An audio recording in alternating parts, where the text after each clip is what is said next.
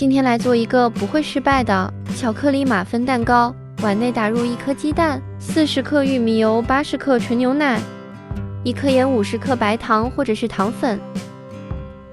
先用蛋抽给它充分的搅拌均匀，再准备80克低筋面粉、5克泡打粉、25克可可粉，全部给它们过一遍筛，防止里边有大的面疙瘩。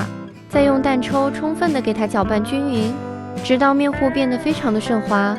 再放入40克的巧克力豆，继续搅拌均匀。如果实在没有巧克力豆，也可以选择不放。把调好的面糊倒入一个裱花袋内，我用的是6个模具，里边放1层蛋糕纸，或者是烘焙用的纸杯也是可以的。把面糊挤在模具里边，大概挤个9分满就可以。表面再撒一些耐高温的巧克力豆。最后一共做了4个，烤箱上下火170度，提前预热10分钟。放在烤箱的中层烤30分钟左右，因为每家的烤箱温度不同，一定要根据自己家烤箱情况做适当的调整。我觉得应该没有比这更简单的蛋糕了吧。